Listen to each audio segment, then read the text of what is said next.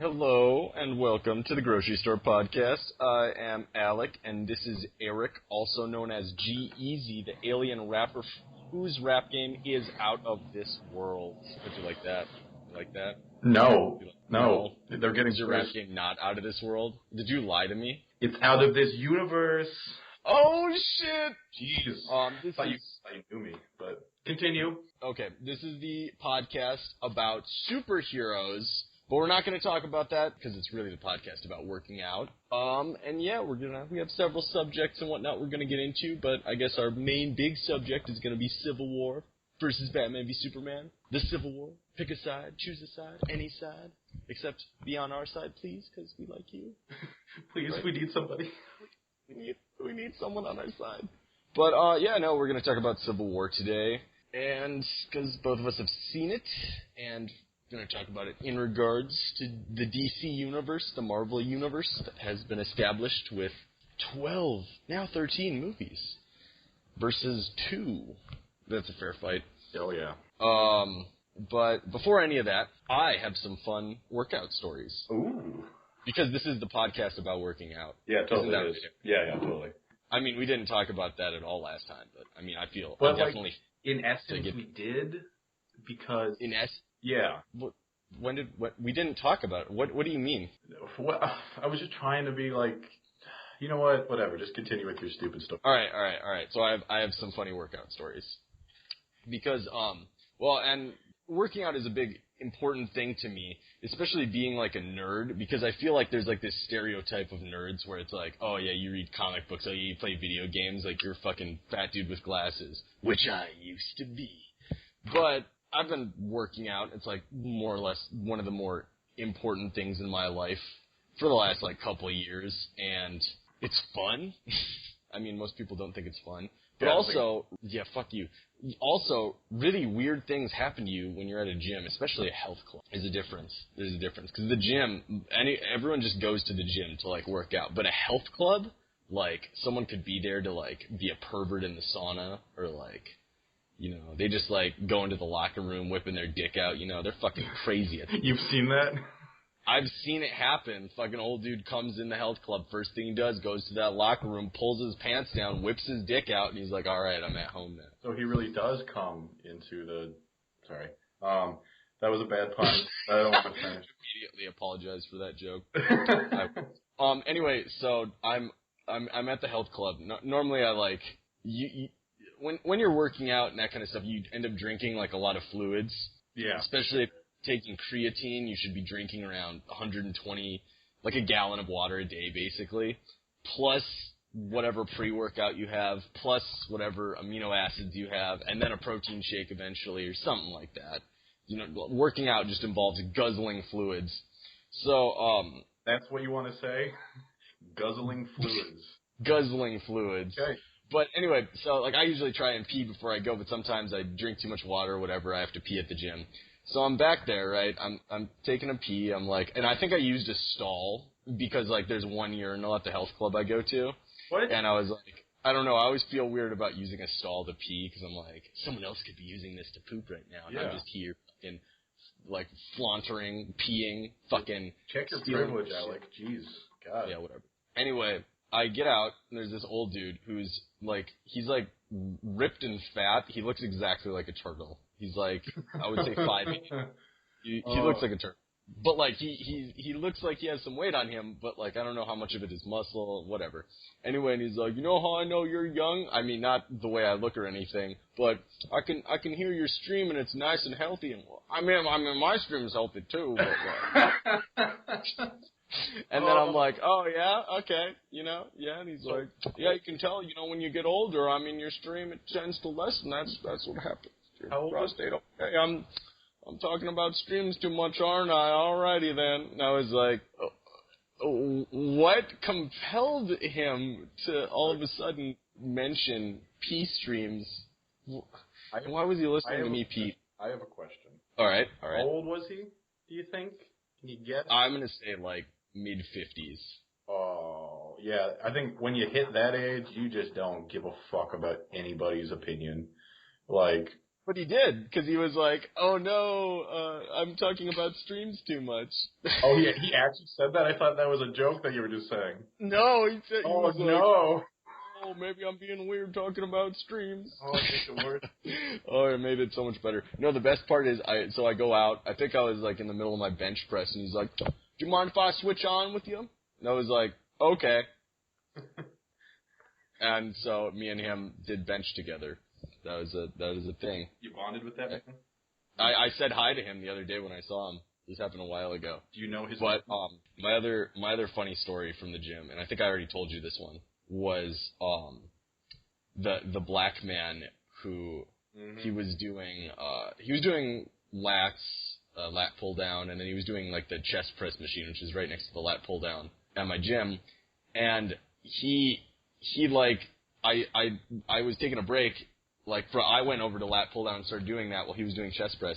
And I happened, I was standing around the machine kind of just waiting to, do another set. And he dropped, the chest press machine, back onto himself. It fell. It's like a machine. It doesn't hurt him or anything. But it looked like he fell off it. So I was like, "Oh, man, are you okay? Are you okay?" And he just looks at me, and he looks at, how much I was doing on the lat pull down. And he's like, "Are you really doing, 230? Does that say 230? And I was like, yeah. And he's like, "Oh, my Lord, I'm going home." And then he, sat down. He sat down in his chair. And then he, looked at me and was like, "Can I try that?" And I was like he's like this, I would say this guy was mid-50s to 60-year-old black man. I apologize for my accent and everyone it's offending, but I really don't care. Anyway, yeah, he tried it standing up, which is probably the worst way you could, well, I don't know, maybe he thought that would help. I don't know. That's how you fuck up your back, but I wasn't going to say anything. And then he couldn't move it. And he was like, "Oh my God, you did so much on the lat pull down." And then he went home. And I was like, lat pull down is what I'm best at, but that's not the most anyone's ever done. You know what I mean? Never seen done. Apparently, he's gonna tell stories about a mythic white kid that was able to do my upper back, the mythic white Alec and his upper back. He was just all upper back. The mythic white back. the white back. White back. That sounds sort of racist, but it's not, so we're good. I think my black accent was more racist than anything. But that's what he sounded like, though. So, not racist? I don't know. I was doing an impression of him. I made similar jokes about what I've heard older black men talk like. And yeah, they can be cartoonish. And it's odd. Oh, yeah. But yeah, so those are I always have funny, weird stories about working out. Why is that a thing? Why is that? That's one of those places where people are like, "I'm gonna be weird here." "Oh man, look at all these people lifting weights and doing stuff. I'm gonna be weird." Well, I never got that from when I was doing Anytime Fitness. I never really had anyone. Everyone just had their earbuds in and they just did. Oh yeah. Well, no, that's again, that's exactly gym versus health club. Yeah. But in any case, so those are my funny working out stories, and. I like how it's weird old men talking to you are your stories. There was a picture I saw a while ago where it's what you think will happen. It's you work out and there's 4 chicks hanging around you and they're like, "Oh, look at these big muscles." But in reality, it's you work out a bunch and guys come up to you and are like, "Hey bro, how much can you bench?" "Oh damn, look at those calves," and stuff. But it's that's what actually happens. But it's not guys your age. It's fucking old dudes who are like, "Oh man, you reminded me of when I was young." When I could do, how much was it? 230, 250? 230. Well, I was around there with the lat pull down, and it's a machine. I don't think I could probably do that much. I don't know. I still can't do a one arm pull up, which is my end goal with my back. But yeah. In any case, I had to laugh about that.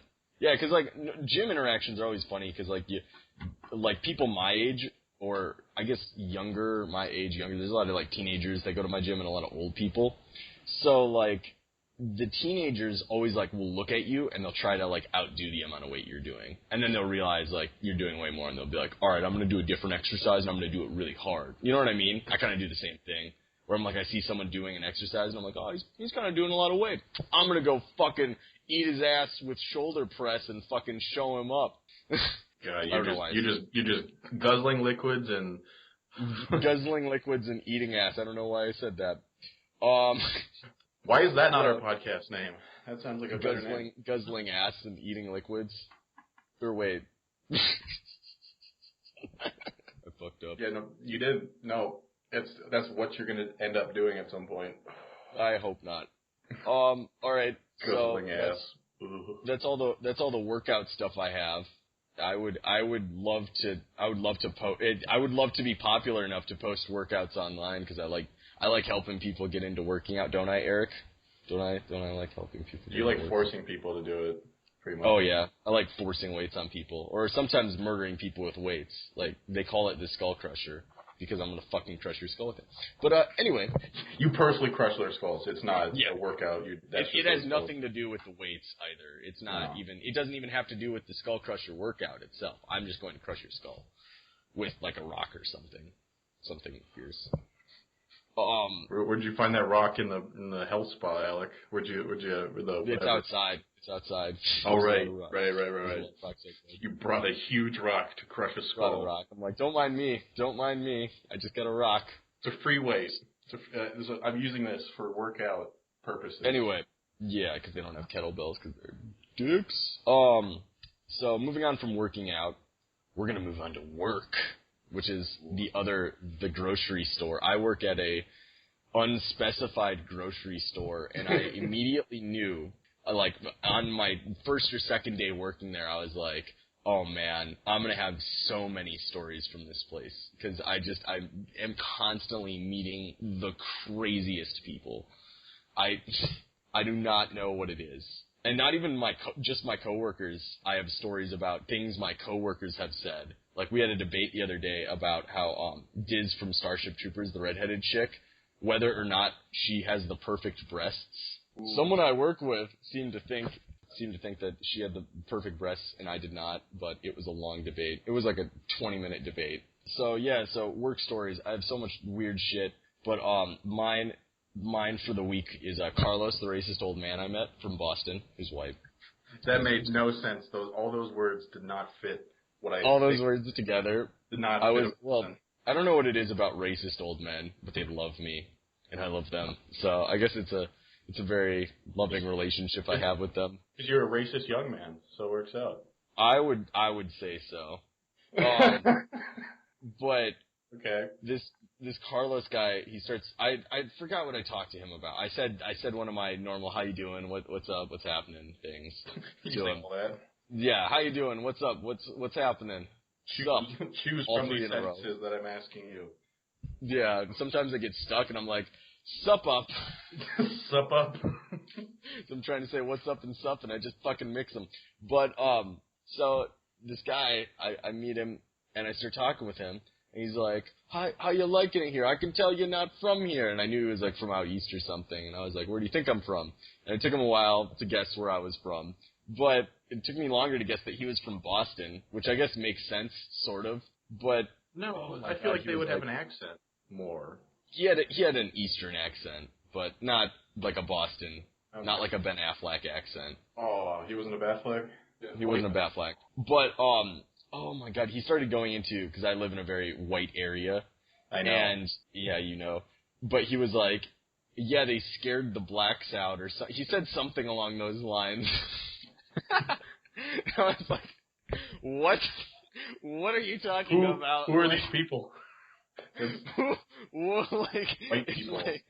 Is my community a part of the KKK? What's happening? And then we were talking about like we don't have bean sprouts at our grocery store, and he was like, yeah, they don't want Asians around here either. And I was what the fuck? Who is they? And like, we don't have bean sprouts because they didn't really sell in our area. Yeah. And I had a laugh about Carlos. Because there's no Asian people, Alec. That's why. What? There's no Asian people. That's bean sprouts. Apparently, a lot of Asian people eat them. That's why. I have been asked by an Asian lady if we had bean sprouts, so I understand that it is an Confirmed. Asian thing. His racism is confirmed. It's real. Confirmed racism. No, but yeah. So that was Carlos. Yeah. That was the guy I met, and yep. Carlos sounds like a fantastic person. I know. I wanted to talk to him all day. He was great. He was great. Comical racism. It's always nice. I have two other things on here about work stories, and I literally just wrote it down as sunshine and baby muscles. But I think I'm going to save that for another time. I think I'm going to save sunshine. Oh, I want to know, though. I know you want to know. Ooh. But I'm not going to tell you. You're such a Do you have any work stories that come to mind of recent that were just ridiculous? Not like recent, but like when you talk about that sort of cartoonish black guy, I remember one I think I told you. Ooh. I told you about I was putting like at my nondescript place of working. Also, I was putting a chair or some furniture item into a person's car, and it was a family basically. It was two nice young black kids, and the most cartoonish black man. I don't remember what he looks like, but I think he was an actual cartoon, like a real life cartoon. He was animated? Yeah, completely animated person. I don't know how he got out, but he had a wife beater on, crazy, slightly white hair with like a little black in there, and then teeth that were separated by an inch. And he was like, "You don't got any wire to like hold this in the car?" And it's like, "No, sir, sorry, you have to buy that yourself. We don't supply this." Well, what the fuck? What the? Like it's like the most like, and then the sheepish young, like I guess his grandkids, because I don't know how old he was. He could have been 35, but he also could have been 79. We're just like, I'm so sorry. And then I think they gave me $1 and left. God. And he was driving a white Cadillac. Oh, yeah, that's the... That's what but recently, nothing too crazy. There's been, no Carloses?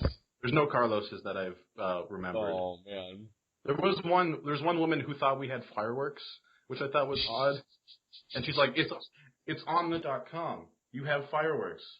And then I was talking to someone at, like one of my bosses, and he was like, yeah, no, it's illegal to sell fireworks not close to 4th of July now. Like, yeah, I think I remember that. There's no way. Or in particular states. Yeah. And I was like, what does she need fireworks? Like, because we have cheap fireworks, so it's like. Birthday fireworks. Yeah, sure, okay. Trying to kill someone with some firecrackers in the most inefficient way possible. Most inefficient. Throw one at a time at them. It's like, I'll kill you with persistence. Ugh. Yeah, no, I mean, and it's not like I'm not saying that people are like that. It's like a racial thing or whatever. That like you see like dumb black people, you see dumb white people too, you see dumb everything. It's more or less that like. You come in contact with so many people that, like, they all are just stereotypes sometimes. You know what I mean? Well, I mean, I don't think it's, the fault of the black guy that I dealt with.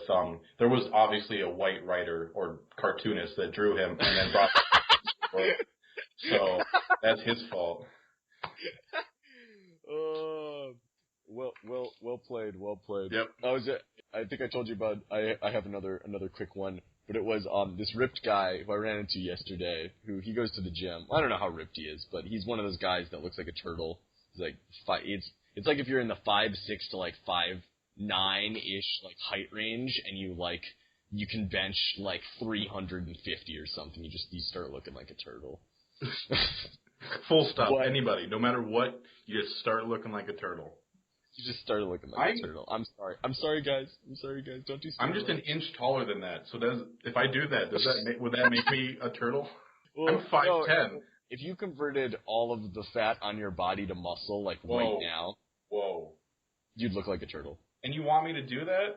No, I want you to convert, like, I'm saying, like, if you literally, like, all the fat you have became muscle. Yeah. I want you to lose the fat. Oh, like, not just convert it to muscle? If I did that, I could see that. I could see that. Yeah, you would, it's the difference, Eric, between using an elliptical and doing steroids so you can fucking bench 10,000 pounds. 10,000 pounds? 10,000. Anyway, so I met this guy. Well, he said he ran into me when I was buying some stuff at the grocery store. He's like, "Oh yeah, I see you here at the gym, and I see you here," and I was like, "Yep, the only two places I ever am." But I remember this guy because he asked me a question about whether or not these organic peaches we had were yellow. He's like, "I don't like no white peaches. Like, I want my yellow peaches." And he was like really persistent about it. And I showed him, like, we had like they were organic, but we had non-organic yellow peaches. And he's like, no, I don't want any of that shit. I want these organic yellow peaches. And I was like, why? Why is this specific thing like? Yeah, that seems oddly specific. Like, right now, organic yellow peaches. I just thought it was hilarious because it was like this big buff dude being like, "You guys got any organic yellow peaches?" It strikes me as like a soccer mom thing to ask, like, "Oh, for my kids, like, do you have like organic?" And they have to be organic, or else they will die of pesticides. Like, why was he hating on the other peaches? Like the organic ones that were... Yeah, no, can't have any of those white peaches. I don't know. They fuck with my my dietary system. You know, I just can't handle it. Oh yeah. They make me flatulent. They make me flatulent all over my butthole. I am very flatulent when I eat those. Specifically white peaches. I'm only into yellow peaches. Anyway, so real quick, before Civil War in DC, since I've been watching the Superman animated series so much, it's reminded me about a lot of my favorite characters, and I thought we should do like a segment of our like kind of favorite comic book characters and that kind of stuff. Just like more minor characters that are pretty cool. Okay. Pretty fancy schnancy. Pretty fancy. Like you know how much I talk about Darkseid and how much I love Darkseid and how he's my favorite villain because he is so powerful and so evil and like so ruthless and smart and like intelligent and just like he got the full package. Undo themselves a lot, but a lot of the time, I didn't really like his reboot with the New 52 or that Justice League War movie they made recently. But he's been a villain who's manipulated, who has like his goals in a lot of the animated series he likes to turn people like evil. Like there's that one animated movie where he turns Supergirl into. I like Darkseid. He's a cool villain. His powers are interesting. I like the way he flies. I think he's definitely like the height of Jack Kirby's New Gods, just in awesome characterization. He's so good. He made him twice in two different. He's so good. He made him twice because he made Thanos. And then someone else was like, "I'm gonna make Apocalypse out of Thanos because that's how that's gonna happen." Like what the fuck, people? Yeah, there can be only one ultimate villain. He has to be purple, and he has to be from a different planet and really bulky. Really bulky. Really, he can squat like 600 pounds easy. Like Apocalypse is Apocalypse is kind of smaller, but you know. In the new movie he is. In the comics he looks like Bane.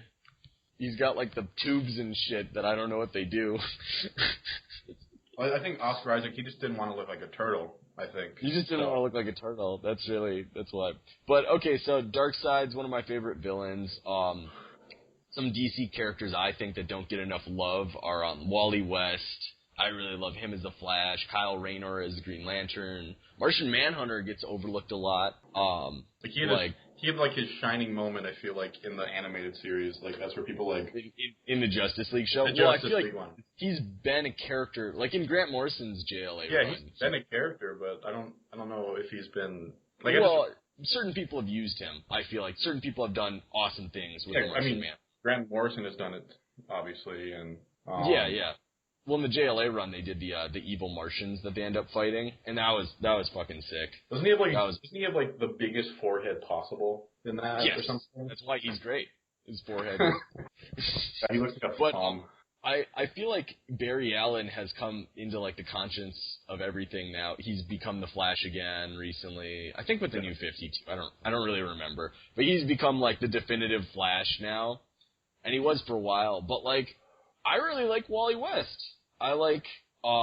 What were you gonna say? They kind of made Barry Allen like Wally West, though.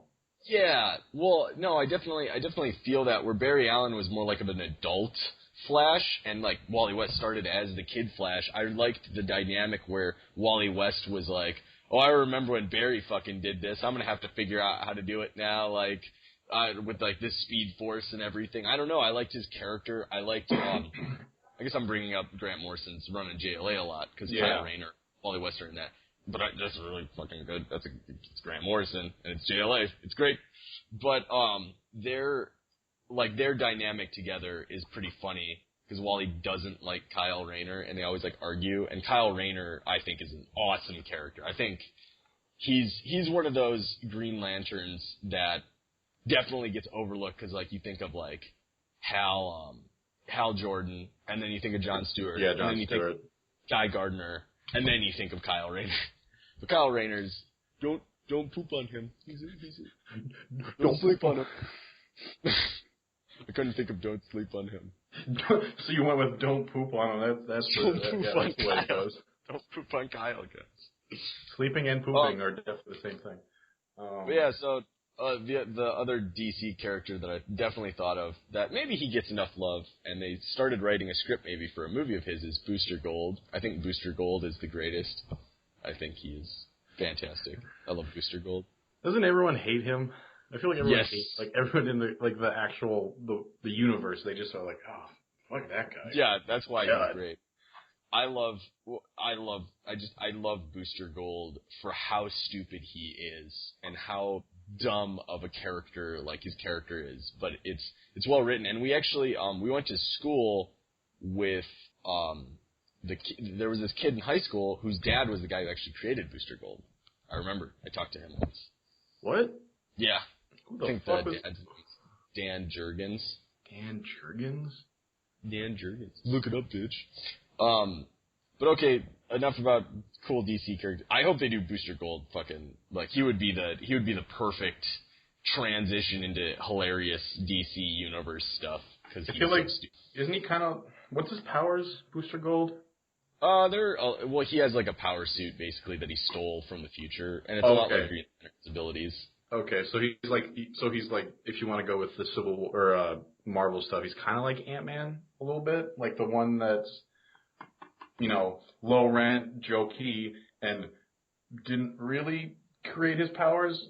But he just got them. Oh, well, like the Scott Lang Ant-Man? Yeah. I meant like Marvel. Yeah. Yeah. I don't know who I would compare Booster Gold to. Because he's basically like a giant poser. That's like his thing. And he wants to be a hero, but he's a fucking, like, he literally stole the super suit. So, like, make himself become a hero because he wanted the fame and, like, the fortune and stuff.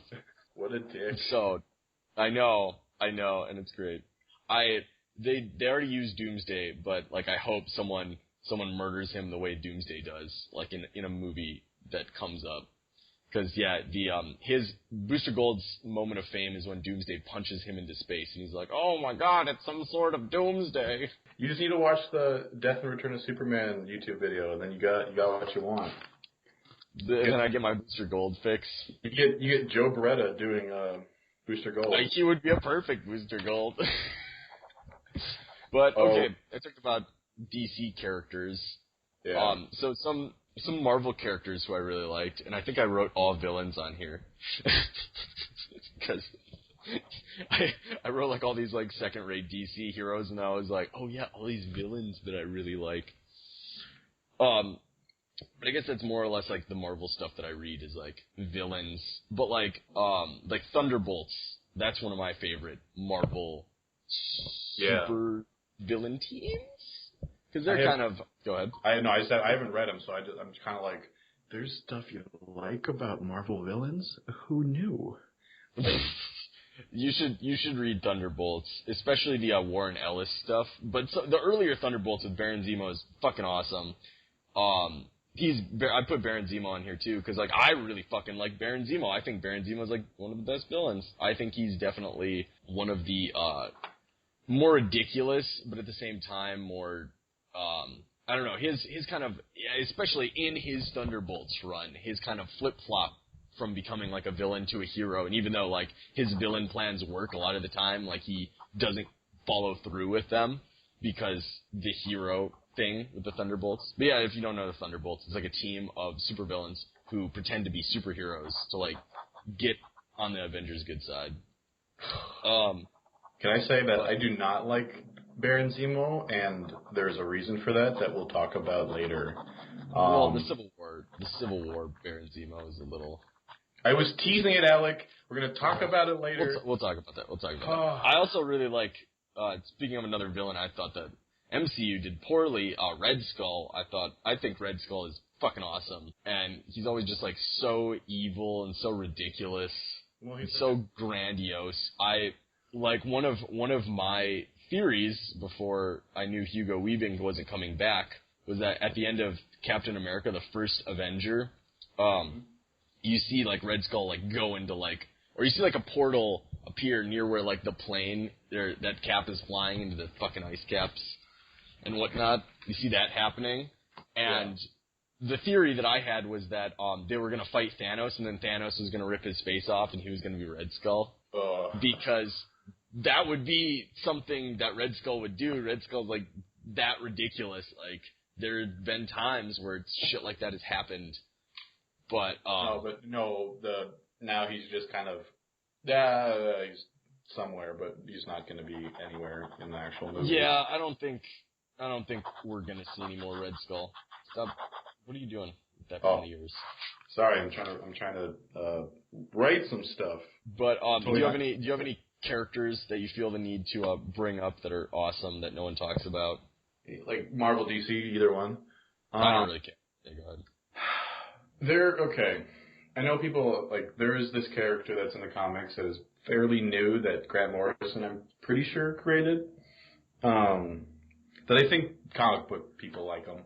I think he was a big hit. But it's Kid Omega, I think, right? Okay. Yeah. And, like, he's, like, this punk asshole who's got, like, he's basically just an asshole kid, especially in, like, the Wolverine and X-Men, where he, like, Wolverine's, like, the teacher and trying to be, like, the principal and trying to make these kids good. But, Kid Omega is just, like, he's, like... Him not being a good teacher. He looks like a 70s punk kid, basically. Yeah. He is exactly this snooty, snotty asshole that also has superpowers, which is, like, he could definitely go bad easily, which would be an interesting thing to see, like a character that is, like, caught early by the good guys and then is, like, so selfish that becomes, like, a villain or something. Yeah. Would be interesting to see. Would be an interesting, dynamic. Yeah. I was going to say, we keep talking about Grant Morrison because I brought him up and then you brought him up. And it's kind of, I mean, for me, like, with comic books, really the way to go is to look at the writers and, like, stuff that they've done. Because, like, I've never, like, picked up a random superhero or Superman comic or something and gone, like, oh, this looks interesting without, like, knowing the writer behind it. Oh, yeah, for sure. That's the only way I feel like, because the way they categorize comics is so muddled and bad. I think the only way to do it in a good way is through the writers or maybe the artists. Yeah, well, writers and artists. Well, like, an artist that would be, like Alex Ross, for example, would be, like, a good artist who, like, you can see his personal stamp, not only just in the art, which is always beautiful, but in storytelling, and that, like, he obviously has an influence on the entire process. And I feel like Grant Morrison's also one of those people. Brian K. Vaughan, you can't do no wrong with the Vaughan. Oh, God. You actually did that. I thought about it, and then I was like, I'm gonna go for it. I'm gonna scare everyone away. I'm gonna go for it. But yeah, like I mean there. There's like go ahead. there's like Warren Ellis, there's Garth Ennis, there's Yeah. there's all these writers that like you follow them, Well, and Neil it's like Gaiman, like for me, like okay, like Neil Gaiman especially, where it's like you take someone who's like other works, like I read like American Gods and the Nancy Boys before I even knew he made a comic book, and like that's what gets me interested. And I feel like with comic book writers, it's like like Grant Morrison's Invisibles, or even like his run on Doom Patrol, but like Flex Mentallo, where it's like that's his like interesting weird stuff, and then it's like you hear Grant Morrison's doing Batman, or like fucking Garth Ennis is doing Punisher, Max, and it's like what, like I want to see that, I want to see that, like this writer's take on that character versus just like getting like someone else's like random story or whatever. Because that was like why I like that Thunderbolts that Warren Ellis did, because he really put his personal stamp on it. Yeah, so to me that means more that it's about the story than just the characters, because you can royally fuck up the characters easily. So, like if you just pick up one issue from just the weeklies, the rack, and just like it could be complete shit. Like, if you don't pay attention to the writer, you're just like, Superman, that's gonna be good. No. Well, and it's like one that like I was really like scared about was I got Thy Kingdom Come recently, which is like this kind of spiritual sequel to Kingdom Come. I mean, it's sort of a sequel in the middle. Like it really doesn't. It's not like the next, like what happens after Kingdom Come. Yeah. But it has like that Superman from Kingdom Come in it. And it was kind of like, I was worried that I was like, because I mean, I'm not the biggest Jeff Johns fan. I mean, he's good, but like, he's not my favorite. So I was kind of worried. I was like, is Jeff Johns going to fuck this up? But it was like a really, I would say a good, I wouldn't say comparable to Kingdom Come because I think that's a classic, but like a comparably good superhero story. Yeah. But it's like, there again, it's like someone, even though he has like the blessing of like the previous author, it's like someone taking like a story and basically I don't know if he's still going to be good. I guess another example of that would be like Frank Miller with like, so you have Dark Knight Returns, which is like, I'd say arguably one of the best Batman stories. And then you have like The Dark Knight Strikes Again, which is like arguably one of the worst superheroes or Batman stories ever. Like, it's poorly drawn too. It's like rushed. It looks really bad. Yeah, it's just complete garbage. And it's like, you can see the writers change over time, and like, yeah, I'm not a big Frank Miller fan anymore. I don't know if I ever really was, other than a couple of his works. I'm pretty sure that the second Dark Knight Rises Again, is that what it's called, right? I don't remember. Whatever it's called. Came out like right after September 11th. One of them was Strikes Back. I don't know if that was like the last one to come out. Yeah, but there was one where he like rushed it out because of September 11th and wanted. Yeah. And whenever you get hyper political with the characters, I feel like it's always, it's never like that great of a thing. You know what I mean?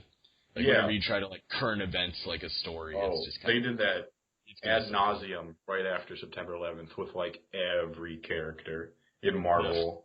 Like Spider-Man is just like crying with the crumbling buildings of September 11th. Like, why couldn't we stop this?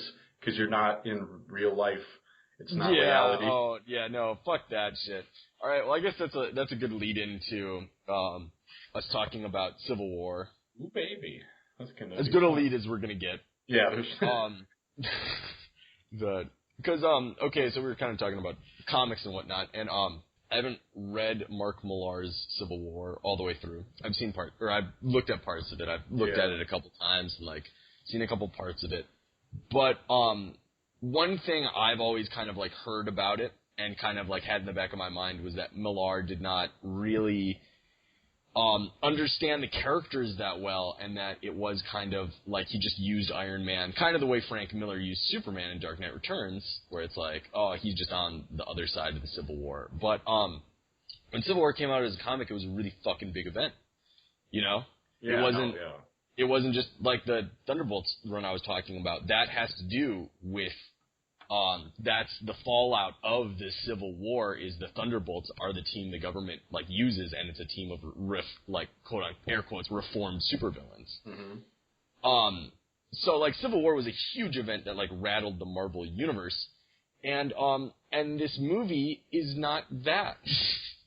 And whether or not the comic is good or the movie is good, like the movie, I feel, kind of does injustice to the word Civil War, because Civil War to me was, I mean, it means it's a big thing, you know, and I feel like the movie, it was another Marvel movie. I don't feel like it rattled the Marvel universe the way that a lot of people are saying it did. Yeah, it has created a civil war, but among the fans, and that's I think with the DCU releasing Batman v Superman this year and Marvel releasing Civil War, and it's created this like you're on one of the sides. You can't like both of these movies, because if you like both of these movies, you're an idiot. You don't understand. Like you can't like Batman v Superman and like Civil War. It's so weird. And it's really weird to me that one of them is at 27% and one of them is at 90%, even though they are very similar movies. Yeah, with tonal differences. I feel like the Rotten Tomatoes rating should be like super close between the two movies. Like I think Batman vs Superman should be above it, but like Civil War is not horrible. I will say that, even though I'm gonna trash it completely. But yeah, I would preface us talking about Civil War with, I think Civil War is a fun movie. Yeah. I think if I was a child, this would be my fucking movie. If I was like a 6-year-old kid, or like a 12-year-old, let's say 12. I don't fucking know. If I was like 12, this would be the fucking coolest movie. You get to see all the Avengers duke it out. Mm-hmm. You get to see, Spider-Man, a teenage Spider-Man who's fucking saying silly shit the whole time. You get to see Black Panther. You get to see all these cool things. You get to see Iron Man and Captain America fight. Like, it's cool. But at the same time, as a movie, I feel like there's a lot of conveniences. There's a lot of simple things they did. I feel they kind of ruined Baron Zemo in my mind. And I'm baffled that it got a 90% on a movie reviewing website. They're kind of all saying the same thing, how glorious, how much of a triumph it is. A lot of people are saying it's the best Marvel movie, which I liked. When I saw Avengers the first time, like that, I feel like deserves its 93%. I feel like Avengers is as far as you can go in the fun, kind of jolly superhero movie where they fight a villain who's kind of silly and they come together and everything. And this is not that. But it's also not the dark, brooding movie that Batman v Superman was. And it doesn't, I feel like, take its concepts really seriously, like Batman v Superman did. But yeah, but then it's got, like, weird moments where, like, spoilers, Baron Zemo is basically going to try to kill himself at the end of the movie. Like, yeah, okay. What? Let's get into this. Yeah, and there's spoilers we're going to talk about. We're going to talk about Batman v Superman. We're going to talk about Civil War and spoilers. And we already kind of talked about Batman v Superman last podcast, but I feel like you need to bring it up in some ways to talk about this, to talk about Civil War. But let's go with Civil War first. And the thing I want to mention, the main thing that, like, my big gripe with this movie is its tone. I feel like the tone, there were so many, like, tonal flaws. Like, and this is like an early one on, I think you'll agree with me. You see Frank Grillo suicide bomb himself, right? Crossbones? Yeah. Okay, so he suicide bombs himself. That was the latest I've ever heard, by the way. I said but you didn't hear me, so. Whatever. He suicide bombs himself, and then it cuts to Tony Stark's mom, like, playing piano. That's a memory. And it's a very jarring scene where I was like, what's happening? What, like, you can't cut from, and especially, like, the suicide, these movies have so many similarities with, like, there's suicide bombers in both of them. It's another weird coincidence. But, it's like one of them read the script, and then they made they tried to maybe. I don't know. Who knows? But I really like Spider-Man in this movie. I like his quips. I like at least I like the fact that he is quippy, even if I don't think that every single thing he said was funny, because I did think it kind of got a little annoying as it went on. He's quipping all over the place. It's ridiculous. He is quipping everything. Yeah. But, okay, Spider-Man's being Spider-Man, but it's like the reason they're fighting is like this serious, and there's like this serious things that happen in the fight, and it's like the most like tonally inconsistent, like even there's this big build-up to them fighting at the airport, or to the fact that Tony Stark is going to have to fight Captain America. And then we immediately, I think the Black Widow and him have a scene where they're talking and they're like they know that they're going to have to fight. And then it cuts to him going to New York and he's like, I know a guy. And he brings this kid in to like fight Captain America. And it's like this really funny Spider-Man scene where Tony Stark knows who Spider-Man is and everything. Yeah, like somehow. But whatever. I don't care so much. About that, like, that makes sense. Of course, he would know something like that. Yeah, like that's not outside the realm of possibility. But at the same time, it's like a funny scene, and everything that Spider-Man says doesn't have to do with the side that Tony's on.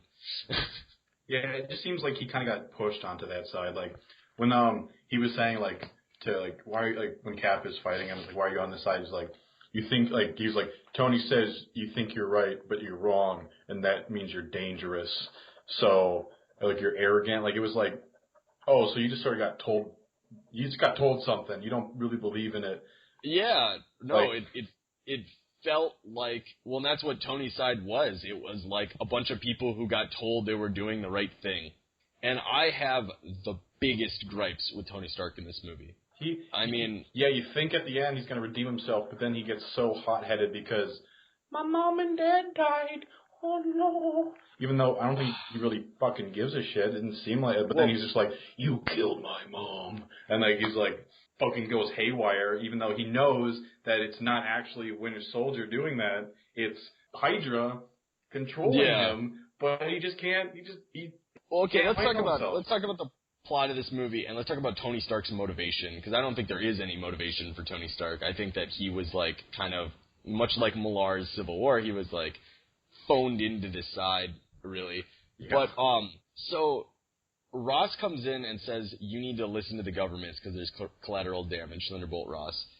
And Tony's like, oh, it just seems like a good idea. But, like, no one even brings up the fact that S.H.I.E.L.D., who was kind of more or less doing this, like, I feel like the Avengers Initiative, as it's brought up in many movies before the Avengers and, like, with S.H.I.E.L.D. kind of monitoring them, I feel like that's what that was. I feel like they did have supervision to an extent. And then guess what happened to S.H.I.E.L.D.? Hydra fucking invaded them and took them over.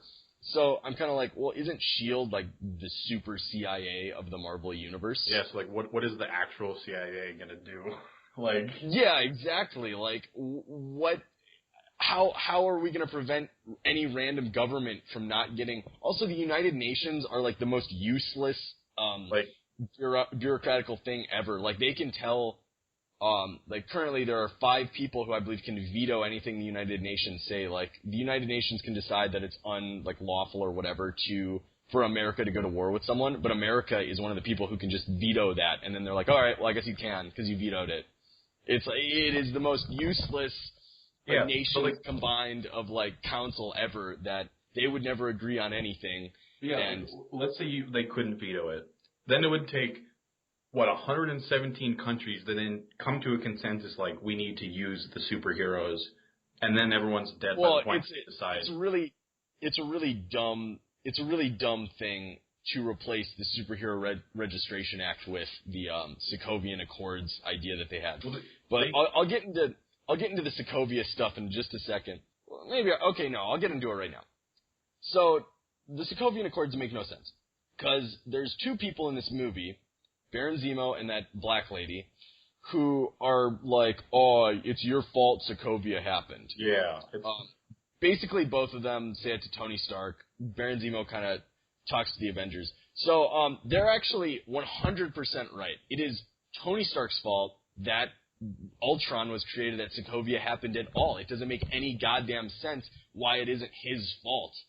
Yeah, and like, when they're talking about it in the beginning, he's like, we did this, we did that, it's our fault, and he's like, but you created Ultron.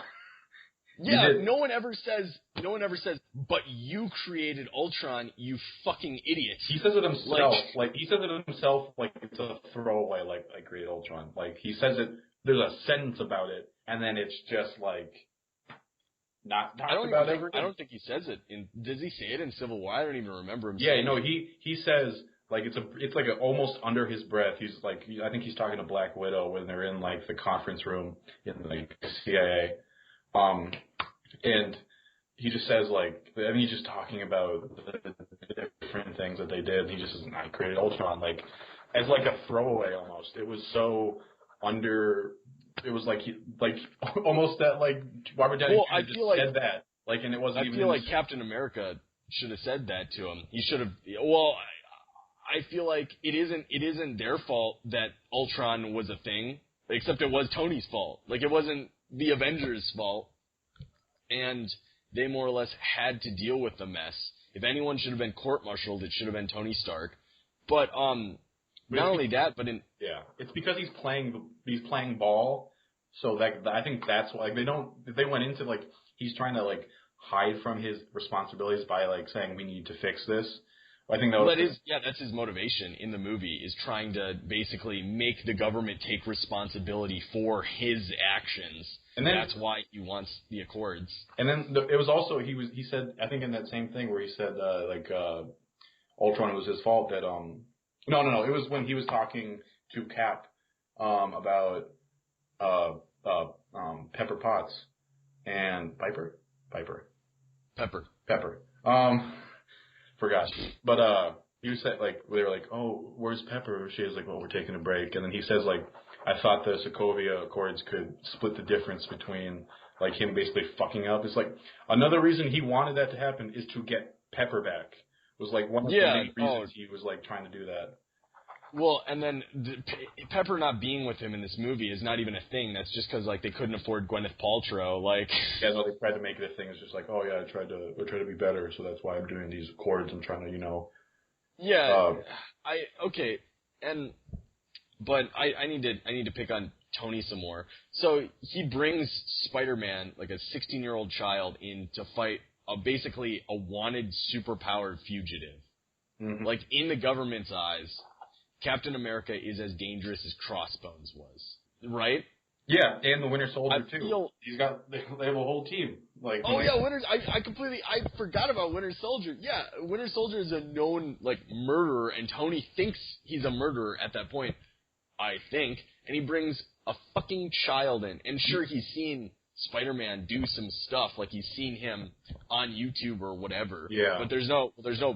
Everyone is talking about how there's so much build-up to this movie. There's no build-up for Spider-Man. Yeah, because they got the rights for it. And they didn't own him. But still, it's like, you think that's one of those things where you need build-up. You can't just like bring a child in to fight without showing his abilities. You know why I think I know why they wanted Spider-Man, and then they just used Spider-Man, was they had 5 guys.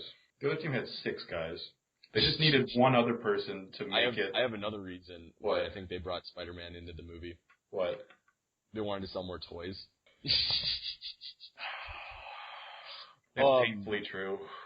It's so true because, and then to kind of nail the coffin shut on Tony Stark is at the end of the movie. Mm-hmm. All he's been fighting for is these Accords. Well, one other thing he doesn't do is when he doesn't listen to Cap when Cap starts talking to him about it wasn't Bucky. He doesn't even listen to him. He doesn't even hear him out. He's not even like, let's avoid this fight. Like, that entire airport scene fight is Tony Stark's fault. And he doesn't listen to Cap, who tries to avoid it at all. But yeah, like, he doesn't want to fight. He just wants Bucky safe. Because but on Tony Stark's team, they have a character who is a vigilante who wants to kill Bucky. Black Panther is like, I'm gonna kill him, and is like solely set on just killing him, not doing anything. Like, I don't think Black Panther has a single line without Tony Stark in the entire movie. No, he does with Baron Zemo at the end. No, Black Panther. He doesn't actually talk to Tony Stark? He doesn't talk to Tony Stark at all. He just appears on his team. Oh my god, I can't even remember now. I think you might be right. Like, I don't remember. He doesn't say anything to him. He just appears there to fight. He's kind of on the same side, sort of. Like he wants to kill Winter Soldier, but no. People are complaining about Batman and Superman fight for a stupid reason. Like, Tony Stark starts this fight. He is the reason they're fighting. Mm-hmm. Like, and he's the reason, Vision is the one who injures War Machine, so he's more or less the reason War Machine gets injured, because he's the one who started the fight. It isn't even someone on the other team who injures War Machine. And then there's another tonally fucking weird moment when he just shoots Falcon, when Falcon's like, "Oh, I'm sorry, Tony," and he fucking shoots him. That was weird. That's a comedy play. Was it? It played for comedy. Oh, that's what I did not feel that when I was in the movie theater, people laughed at that moment. I was like, that just seems like a dick move. Like, yeah, no, exactly. But anyway, so then Tony realizes that Baron Zemo's behind it all along, or Zemo, fucking assholes. They can't even do Baron Zemo, right? Right, they only call him fucking goddamn. What is his name? He's Helmut Zemo. That's like the only thing they call him. That's his name. Yeah, I don't know why he's in this movie, because he's not Baron Zemo. He's just a guy. He's a plot device. He's not even a villain. He wants to accomplish something, but it's such a minor whatever. Anyway, so then he shows Tony that Winter Soldier killed his parents, and then Tony completely goes back on the Accords, the law he was trying to enforce, and becomes a vigilante and tries to murder Winter Soldier instead of taking him in, which is what the government wanted him to do. And like he even heard Zemo say that he wants to see the Empire fall, like crumble, like within itself. It's like, you're playing into what he wants. Yeah. Why? Because your emotions just got the best of you? You're not fit for being Iron Man. Well, and that's why I have an alternate ending that I think should have happened to this movie that I've told you. I might say it in a bit, but Tony Stark does not make sense. There's no two sides to this movie, but the movie doesn't acknowledge that Tony Stark is like being an asshole. No, they don't at all. It does not acknowledge that it is all his fault, that everything in the movie, and even in the past movies, have been his fault. They try to use Vision's stupid villain argument, which doesn't make any sense, of since Tony Stark revealed himself as Iron Man, villains have appeared. And everyone's like, oh, yeah, that makes sense. No, the only reason that's a fucking thing is because there have been movies that needed villains, right? So it's like, of course, that's in the non-existent Marvel universe before any superheroes. Like, okay, they could say like Captain America was created, and then they had Red Skull. So I don't know even. Yeah, Red Skull was around before Captain. Yeah, I don't even know what the fuck they're talking about. Winter Soldier was around before fucking any of them, basically. Yeah. Black Widow was a bad guy. He was killing Tony Stark's parents when he was a teenager. Like, he was... Yep. Well, okay, and then, there's an entire show that sucks called Gotham that's all about, villains before Batman even is there. And I feel like Gotham's, the dumbest fucking thing ever.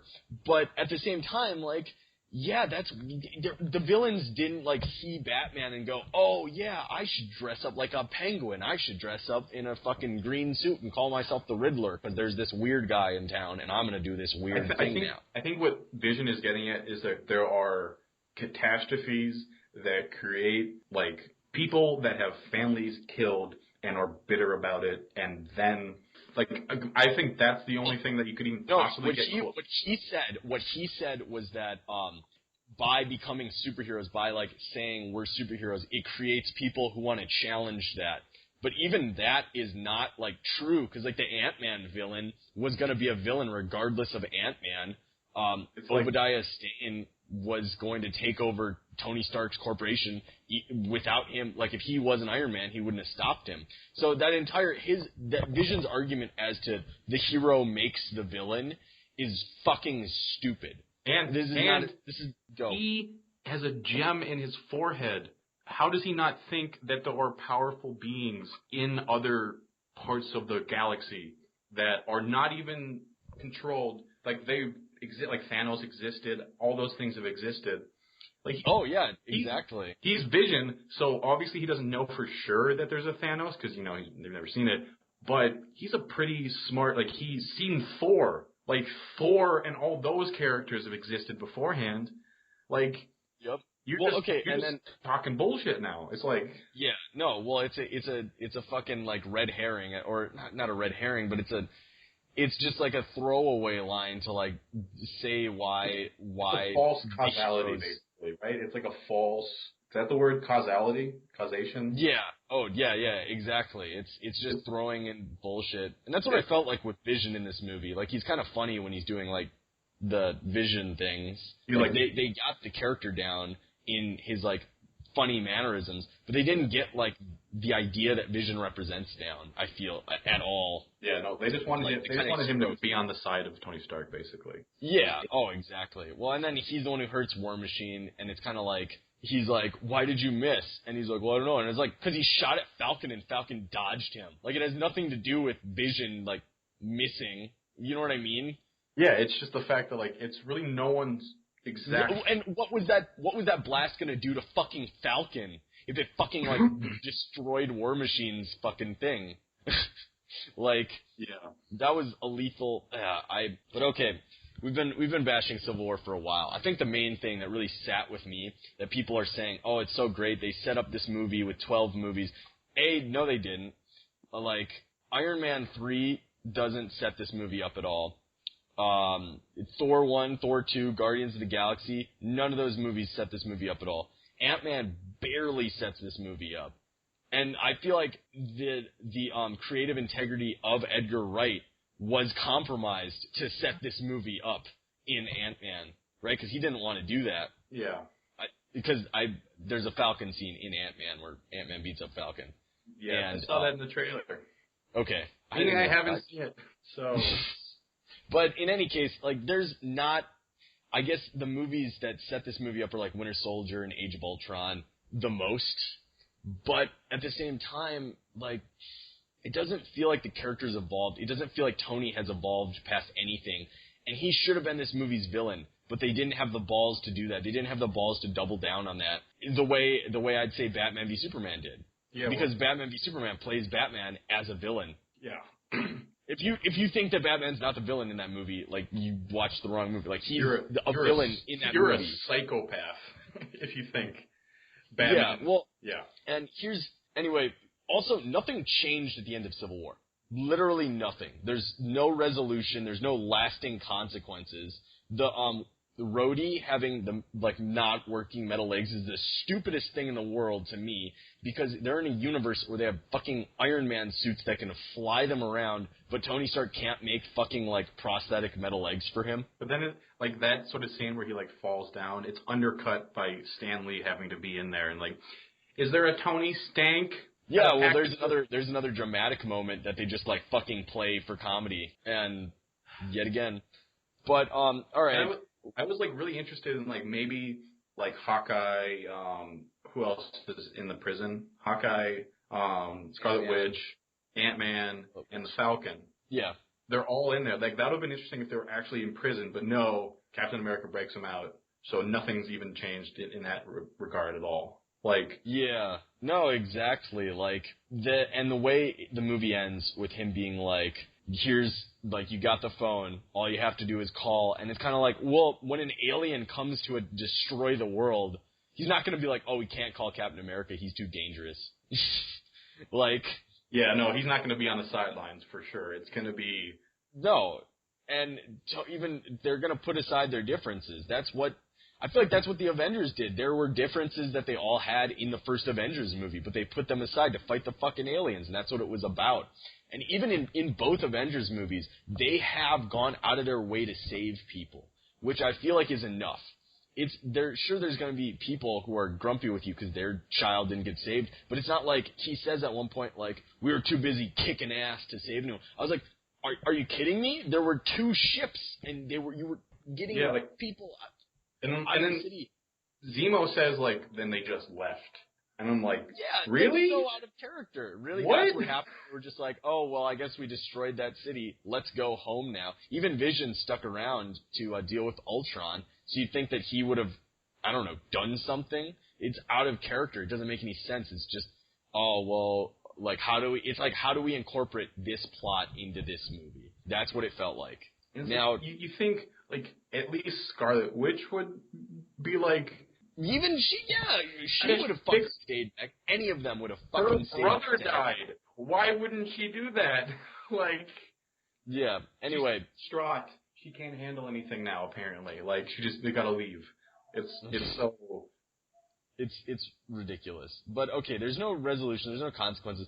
But, so, like, the reason I feel like a lot of these things worked in Batman vs. Superman is because it's like a dark and serious tone the whole movie, and people call it grimdark, whatever. That doesn't matter. The movie is serious the whole time. It doesn't have these, like, tonal jarring shifts where it's like, haha, joke. The jokes in Batman v Superman are only in moments of triumph after, say, Batman saves Martha Kent, and it's like a triumphant moment, and he's like, I'm a son of your friends. It's like like, you got me, and then she makes a joke about it. You're like, I can tell by the cape. Like, that's how you play that moment. You don't just have jokes like the way when Rhodey is hurt, a serious scene, you don't have a joke where he shoots him at the end. It's like they were copping out. That's what, yeah.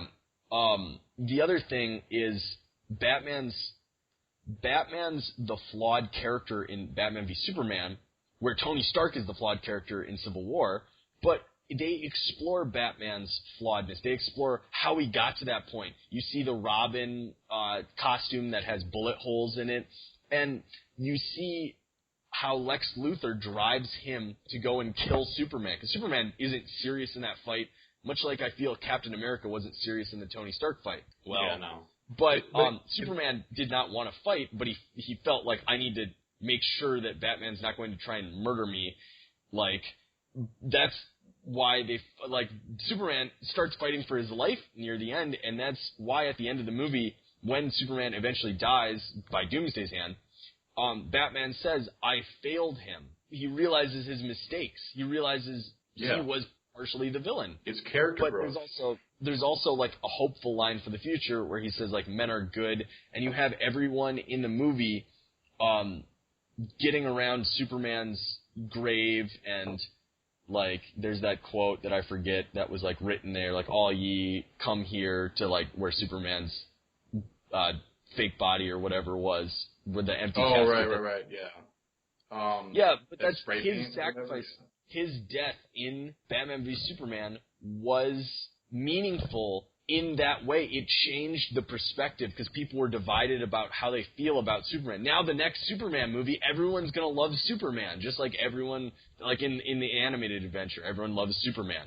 But we were at this point in the dark DC universe. It's darkest before dawn, you know? Yeah. And, there were so many meaningful things in Batman v Superman. One being the enticing event, or the I forget the word. The event that kind of starts everything off is the Man of Steel battle with Zod. Right, yeah. The beginning of and that scene is so powerful. And like I was talking to you about it, where it's like there's an old man praying right before laser beams fucking destroy the building and murder him. And I was like, you got me. You fucking are pulling my heartstrings there. Yeah. Because I see an old man who doesn't want to die, doing old man shit, because of course he's fucking praying, and it's like, oh man, I feel bad. And then for him. also he was like, didn't even think of himself. He's like, everybody get out of here. And he was like making sure everyone else got out of there, but him. Yeah, and you see Bruce Wayne, how much he cares about that, how much he cares about everyone, even that fucking random worker. What do they call you, Wally? Like that was such a good, well scripted line where it's like he's trying to even though he's this fucking corporate CEO, he's trying to fucking get in with the guys. That scene was so perfect. Even if the rest of the movie sucked, which I don't think it does, a lot of people do, but even if the rest of the movie sucked, that scene still makes it passable for me. And the event in Civil War, they try to kind of backtrack and say it's all the fucking things that have happened before. They don't bring up the time the president got kidnapped in Iron Man 3. I completely forgot about that. That's how much it does. Yeah, the president gets kidnapped in Iron Man 3, and they seem to have forgotten about it. Is he still kidnapped? Is he still kidnapped? No, that would be great, though. But, yeah, I doubt that'll even be the same president. They don't bring that up. They bring up the other shit, which I feel is stupid to bring up because, like, Captain America stopped the entire world from being destroyed in Winter Soldier. But, no, there were casualties, obviously. But they're faceless casualties. Yeah. I feel like in Batman v Superman, they put a face on the casualties at the end of Man of Steel with that old dude praying.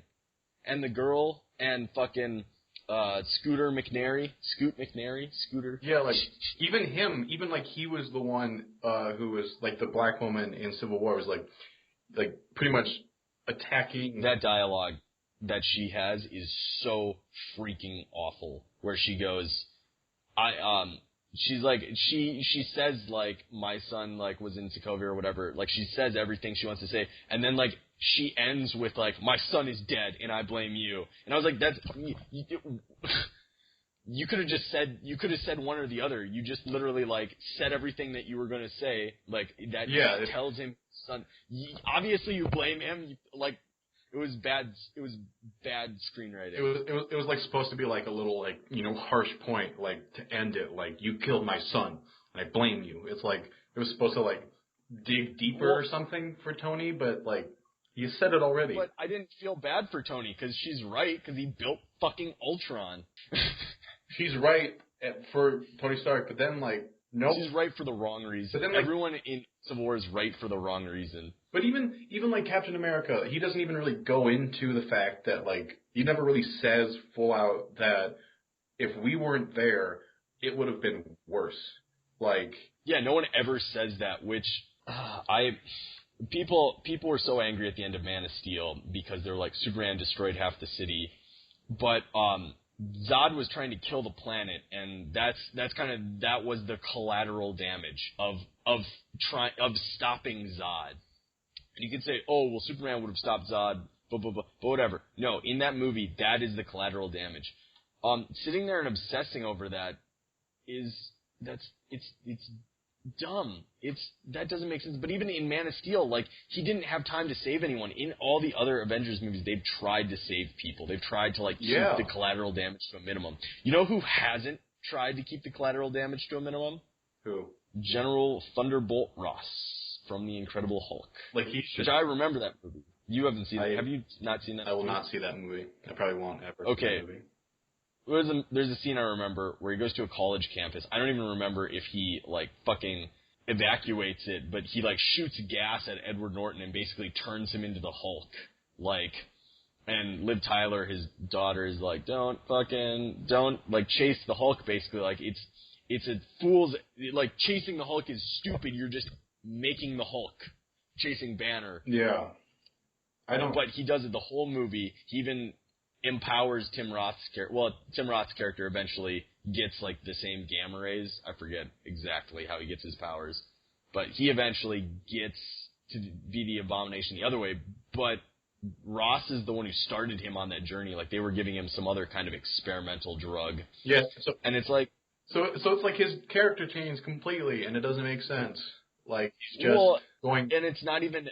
Like, he reminds me of Norman Osborn from the Thunderbolts, where Norman Osborn is like, yeah, we're trying to keep casualties to a minimum. I don't fucking care about them, actually. I'm just trying to keep these heroes in fucking check, you know? It's almost like, it seems like almost like a PR move for him. Like, we need to make it look good for us. Like... Yeah, it doesn't, his character doesn't make any sense, and basically what I'm saying is he's not the person to be lecturing anyone about collateral damage. The idea that they sort of hint at in Civil War of, well, maybe where we intervene should be moderated. Like, maybe they shouldn't have been in Lagos. You know what I mean? Yeah. That's the one spot where this actually makes sense, but it doesn't, It's also like it would have. I don't even have words. It would have also been worse in Lagos if they weren't there. Like yeah, that's true. But that Lagos scene, that was. If we can talk about that scene for a second, go. It was ahead. Like even hearing Crossbones, like his voice was so laughable. The fact that he also then had a mask on, it was like, hey guys, and he just has like this terrifying skull mask, but he's just like this really high pitched kind of thin voice. Oh my god! And like it's not intimidating. It's like, and then everyone knows who he is. So why do you have the skull? Because you don't think you look good? Why do you have? Because you are Crossbones? Is that why? And then he was like, I feel like I look pretty good. Like there's. And then he's like, I'm gonna kill myself now. Oh my god! And then Scarlet Witch gets blamed when she's trying to throw him up as far as she can, and then well, and again, like, okay, she gets blamed, whatever, but like we don't see any actual casualties, so there isn't a face to put on like anything that happened. Just there assume, isn't, like, really. Yeah, it's just like assume that bad things happen, but like wouldn't worse things have happened? There was actual people in the area around on the ground. Yeah. Like, so, but okay, whatever. Like the idea of them needing like an organization to basically regiment them is something that they could have gotten into, but they don't. Like the reason Tony Stark is doing it is because he believes that he doesn't want to take responsibility. So it's like you can't trust that person who's leading the charge on that front. You know what I mean? And it's kind of like, it doesn't make any sense. But, okay, let's talk about the one casualty that did happen in the movie, which is Black Panther's dad. Oh, God. Was that scene that stupid? It was, because it was like, you just hear some sort of bomb thing. He's like, get down!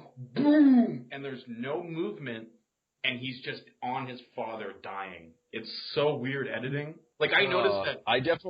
It definitely happened really quickly, but here's where I was like, this is the stupidest thing ever. He's jumping through the air, like, and the explosion hits him, and somehow he's okay, but his dad dies. Yeah, like, his dad was probably like the bomb further away. Wasn't in the podium. The bomb was outside. Yeah.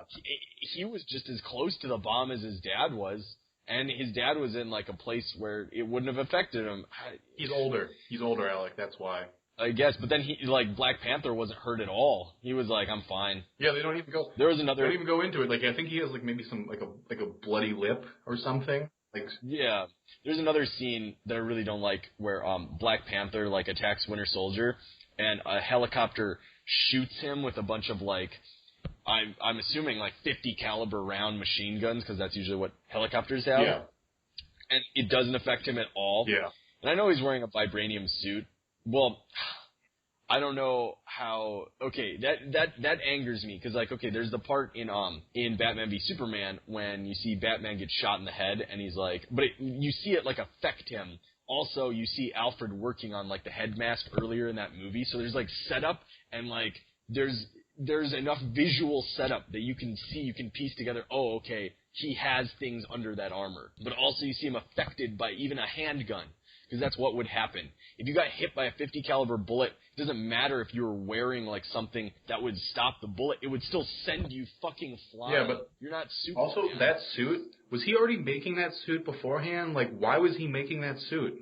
Like, why does he have that? Well, that's a Wakandan thing. That's a Wakandan thing. It doesn't. But do they actually? That makes more sense to me than the Spider-Man suit. I guess, but it's like he just comes out. Well, okay. Think about.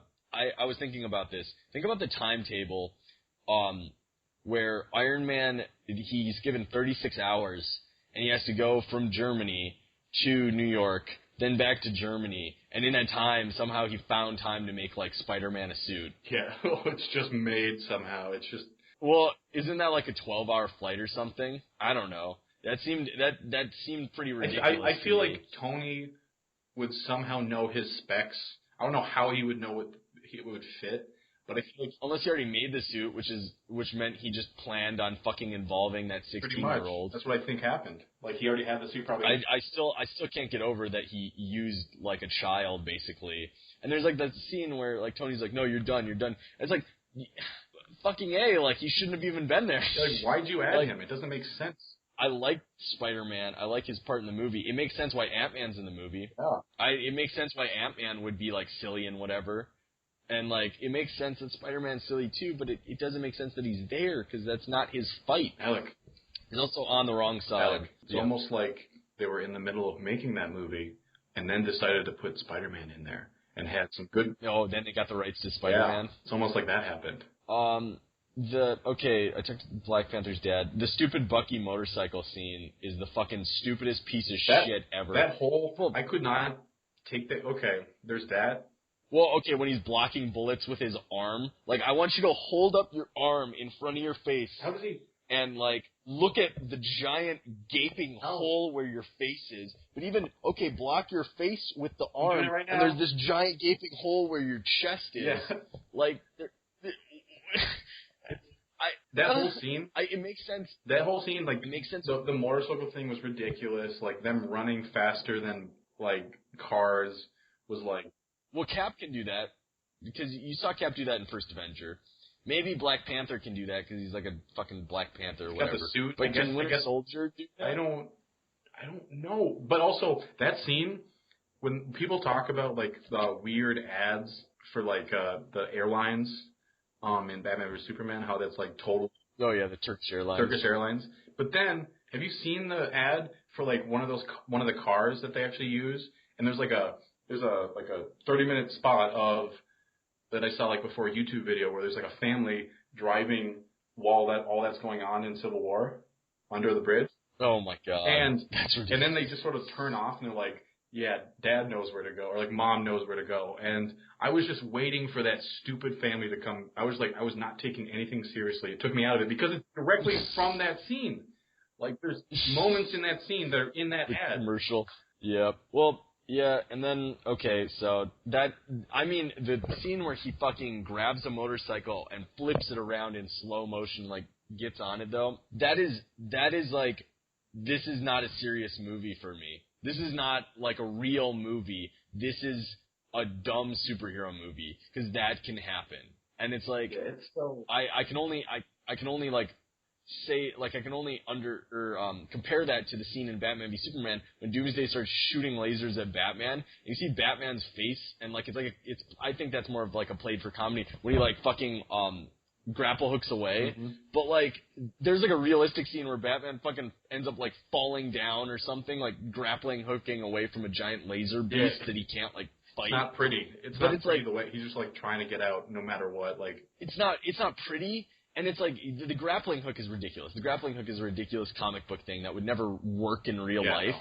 But at the same time, they're doing it, they're portraying it in a realistic manner where it's like, Bucky, here's this fucking thing he has a metal arm, so he can fucking flip a motorcycle, and, like, I don't care how much kinetic force you have. Like, if you grabbed a motorcycle, like, it would still throw you back. Like, that's not the way physics work. And they even, like, make a joke about the vibranium shield not working with physics, but yeah, I'm Spider-Man points it out, so it's like a funny thing. But there was a scene in Lagos where he does the best pool shot I've ever seen, where he hits it off a wall and hits another guy. And, like, how does he know the fucking direction? Like, how does he know the angles to do that perfectly? Like, well, whatever. No, let's pretend he does because he's Captain But then it was America. so ridiculous. It was so cartoonish, that whole... Yeah. I think the reason we're being so harsh on this movie and so defensive of Batman v Superman is because, like, the internet has taken a stance that this is a good movie and Batman v Superman isn't. Yeah, there is, like, a 70% difference between those movies. And it's like, when I think about, okay, if you're taking your kids to a movie, go take them to Civil War. For sure. Like, Civil War, if you have fucking kids, if you're taking your younger siblings, whatever, go to Civil War. But, like, Batman v Superman has more stakes and meaning. Like, even though Superman is coming back, and it's revealed at the end of the movie that this is happening, like, even though he dies and it's, like, obvious that he's coming back, his death is more meaningful because you can see the emotion in the characters, you see how it affects them, and you see... Yeah. And you see, like, its effect on mankind in that movie. You see how they've gone from being divided about how they feel about Superman, which is a huge point of that movie, to loving Superman, because he died for them. So, yeah, I feel like... Whereas... people are finally going to see probably the Superman they want closer to it in the next movie, or, like, what they want to see, like a Superman, if he comes back in the first one, and people love him, he knows he's doing the right thing, and... Yeah. Because he wasn't that bad in Batman vs. Superman. He was just doubting himself because everyone hated him. Like... Well, not everyone, but, like... A vocal minority, at least, was... At least, I would say it's 50-50. It was a strong 50-50, and that's where you get the scene where Clark Kent's watching the news and being like, how am I supposed to feel about this? And that's why he's saving people, but he's like, he isn't sure if he should be, and it's not because, like, should I be saving these people? It's like, am I saving the right people? Am I saving, like, could I be saving someone else at this moment? Like, someone else is dying at this moment. That's kind of the thing. Like, thousands of people die every minute. And it's like, one Superman could not stop that. Superman can't stop death.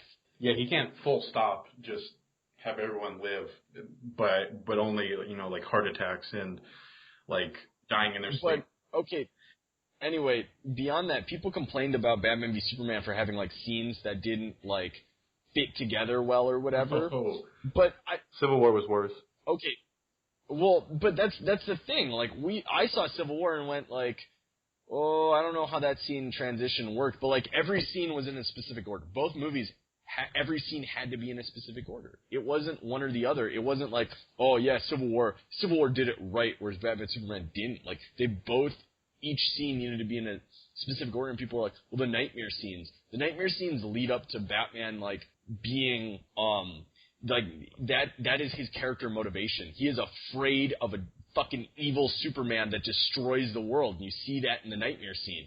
And that's the same motivation as Tony remembering his parents so much, even though he's never done that before. Yeah, it's just used for no reason except to have him be angry. Well, no, it's the same. I would say it's the same, though. I would say it's the exact same in Batman v Superman. I like the nightmare scene more because I think that fucking scene where the parademons come down and everything and evil Superman, I think that's one of the coolest fucking scenes out there, having Batman fucking run around with a gun. That reminds me, like, I want to see that movie. I want to see that fucking Mad Max Batman movie. But, like, just having a taste of that, like, that interests me. And if you were, like, watching that scene going, like, well, I don't even get how this, like, it's a, like, metaphorical scene. This is what Batman thinks is going to happen. Yeah. This is what's motivating Batman. So it's like, if you're not getting that from that scene, like, you didn't watch that scene it's right. Like, it's the worst case scenario for Batman, basically. What do you think? And with the Flash fucking showing up, it could be a reality. I hope so. I hope they fucking use that. If they use that, that would be amazing. If they, I wonder how, like, I wonder what point he's actually going to go back in the films. Like, well, there's been a lot of shifts with Ben Affleck being executive producer. Jeff Johns is now in charge of the DCU. So we'll see how much stuff actually carries over. I really hope they don't start retconning. But yeah, no, I'm so defensive on Batman v Superman because, like, for me, I fucking love that, or I like that movie a lot. It's not a perfect movie. There's scenes that suck. How does Lois know to get the spear out? Why does Lois put the spear in the fucking water? Like, why did she do that? There's nitpicky stuff to be. The Aquaman cameo is kind of fucking awful. Like, it's cool when he punches the dude super fast. It's really dumb It's just poorly edited. They should have cut it before he was just like, you know, his hair was moving in the water. They should have just.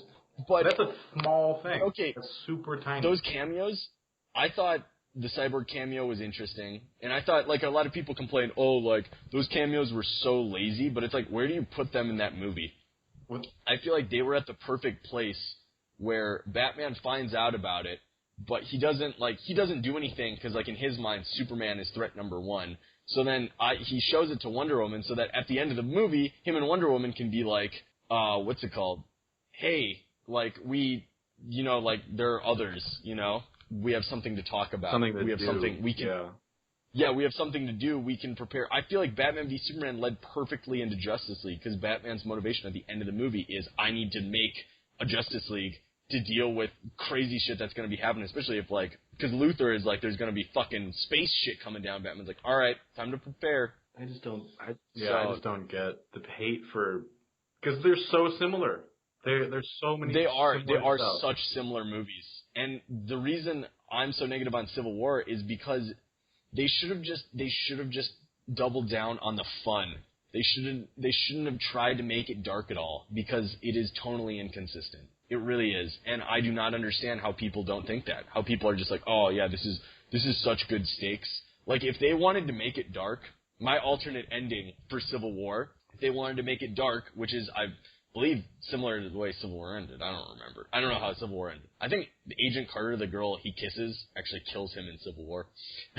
I don't remember, though. Oh, the comic? Yeah, I don't know actually how that plays out. But how Civil War could have ended is Captain America, when Tony Stark does his fucking does his vigilante thing at the end when he starts trying to kill Bucky, Captain America could have railed into him about all the things, about how it is all his fault and how his point is to take responsibility away from himself. You know, he's trying to avoid being blamed for Ultron. He's trying to put someone else in charge so that he doesn't have to take the blame when he doesn't save someone. That's what he's trying to do. Captain America could have fucking yelled at him for that. Could have said, "This is what you're trying to do. It's not really trying to enforce us." And this could have sent Tony Stark over edge, where he's like trying to kill Bucky, whatever, and he kills Captain America. Yeah, like accidentally he goes too far. He kills Captain America, and then boom, like you make Tony Stark the one who's wrong. You make him, he's the villain. He's the one who ends up in jail. He could have even ended up in jail with Zemo, and he could have been like, that would have been a much more powerful scene if they're like both in the same fucking jail room. Yeah, just in those like weird little cubicles that like. Bucky and like Zemo's just staring at him, just like I got you. Like that would have been the ending. That would have made this movie like dark and good. But at the same time, I understand that it's a Disney movie for kids. I understand that they're never going to make an R-rated Marvel movie. So they should have just gone fun. They should have just come up with a different villain. They should have called it Civil War. It's weird. They shouldn't have, because there's so many weirdly dark things. Like Baron Zemo kills point blank 5 Winter Soldiers, and you see the bullet in their heads, and they're dead. Even the opening scene of the movie where Winter Soldier is just getting fucking like mind fucked. Like that doesn't belong in this movie with Spider-Man making quips. Like that is some dark fucking like spy movie shit, you know? Yeah, Baron Zemo, he kills the guy he impersonated and leaves him in the bathtub. And like that does not fit. But then it doesn't fit with who's putting coffee grounds in the garbage disposal. Am I running a bed and breakfast for a biker gang? Made no sense. And then fucking, which was like dumb. I don't know. I put coffee grounds in my garbage disposal. You fucking pompous asshole. I don't drink coffee, so that's why. But yeah. I feel like the love around Marvel has made me hate this movie just because I have like felt the need to look at it for faults. That's the only thing I was doing in the movie. Was like look. Yeah. And that's not a good way to watch a movie. Like neither of us really liked when we okay, I'd say both of us would say that it's a fun movie. Yeah, right? no, it's enjoyable to watch, yeah, for the most. Like if no one had said anything about this movie before we watched it, we probably would have liked it more. Yeah. We probably would have enjoyed it. But like when I watched it, I did not like it at all because I was like, everyone is saying this is the fucking greatest superhero movie ever, and they're wrong. And that's bugging me too much. Catwoman, obviously, that's the best superhero movie. That's obviously Catwoman. Well, Catwoman, I was gonna say Elektra. Elektra is fucking solid as hell. That's underrated. I forgot about that movie. Oh yeah. No. I was wrong. I was joking. I don't like those movies. Please don't crucify me. I've actually seen Catwoman. It's the worst movie ever. Oh no. The I'd bang Aunt May thing. That's all I can think about. Like after the halfway point in the movie, I just randomly recounted how hot Marissa Tomei is, and she's just like there. And it's like the idea of like being like, oh yeah, I'd fuck Aunt May. Like. Getting older, Alex. That's making me feel weird. Getting older. It's making me feel weirder than Lex Luthor putting Jolly Ranchers in my mouth. I don't know about that. That was pretty weird. It's definitely a weird thing. I definitely think they should have done a Spider-Man movie before they did this. Yeah. Like they didn't need to redo the origin story. I definitely just think they should have done a Spider-Man movie where Tony Stark meets young Spider-Man before they did this. The beginning of the movie of a Spider-Man movie, and he's just they didn't need the fucking Winter Soldier shit. So fucking weird. Or there's like a scene in the middle of the movie when he tells them about the other Winter Soldiers, and it's like a complete like red herring, and it's like, why are they even in the movie? They get killed. There's no point in them. I need to talk about. People are saying Baron Zemo's a great villain. Like, no, he's not. He's literally a plot device. He's literally the villain who's one step ahead. He does something and the heroes react stupidly, and then he gets them. He is the worst Marvel villain they've ever had. I would say that too. Because, like, at least the other fucking bad villains, like, at least Ronan the Accuser is some dude who wants to just fucking blow up a city. And is, like, you know? he has, like, a somewhat interesting background, and is, like... He looks interesting, he's visually interesting, he's got powers like, that work effort with, into the thing he's fighting. Even though he's a very forgettable villain, and I think he's like a bad villain, Ronan the Accuser is 10 times better than Baron Zemo, who's just a normal dude. Yeah. They don't even, like, Baron Zemo is a Hydra guy. Not in this movie. Yeah, they made him a Sokovian, which is like a non-entity almost. That's what he is. In my mind. He is a non-entity. That is his character. He is just... And people are saying that it's so good that he's like a not, I don't know. Not a superhuman? He's just a man, and it represents how people feel about the Avengers. But I feel like Lex Luthor is way better for that. I agree with you. I don't think everyone hates Lex Luthor in Batman v Superman, even some of the people who like the movie. But it's like, you're supposed to. I feel like supposed to not. Yeah, you're supposed to hate him. What I'm scared of is that people just don't understand the way they're supposed to feel when they watch movies anymore. Okay. They just want everything to be good, and we're coming to another time like the 80s where everyone just like every movie was just like, here's like Arnold Schwarzenegger, he's the commando, and like even if you get kidnapped, he'll come and murder you out, like, and Top Gun, and like all these like dumb 80s America movies. You know, I feel like we're coming to that time where it's like people are afraid of complicated movies, you know? Because at least Batman vs. Superman had things going for it. Like, these Marvel movies have nothing. There's no deeper anything. There's no deeper meaning. I mean, for sure. I was thinking of why people like Baron... I don't know. I actually don't know why people like Baron Zemo, because I feel like they hate Lex Luthor because you're supposed to hate him, and they don't realize that he's a villain. And you're not supposed to like a villain like Loki. When people like Loki, but he's still the villain, they want both sides, where he's likable. Yeah. But he's... Well, people like Loki because he's funny. Yeah. He's that's the only reason. That's where it goes. But then, like, Baron Zemo's none of those things. He's just a guy. My name is Zemo. Why did you tell the guy you're about to kill what your name is? Why didn't you say that's unimportant? Like, it isn't important. He doesn't need to know your name. He's not going to help you. We needed to know who he was at that point. Not really, but... Yeah. I blame you. You blame me? I blame you. My son is dead. I blame you. Don't blame me. I didn't do nothing. Just Zemo here. Okay, we've been pretty negative about Civil War. I mean, like I said, it's fun. If you like those fucking Marvel movies, you'll like this movie. Like, that's the thing. But there's some cool stuff. Like, there's some cool shots. Yeah, the airport scene is definitely not what everyone is hyping it up to be as like the greatest battle of all time. Like, I felt like the action in this movie was definitely comparable to Age of Ultron, wherein there were cool scenes, but at the same time I was like, all right, I'm done with this action scene because I know nothing's going to happen. There's a lot of weird stuff where there's, like, a bunch of soldiers just on the ground, like, passed out in, like, 5 scenes, and you don't see what happened. They're just knocked out. Oh, yeah. I know.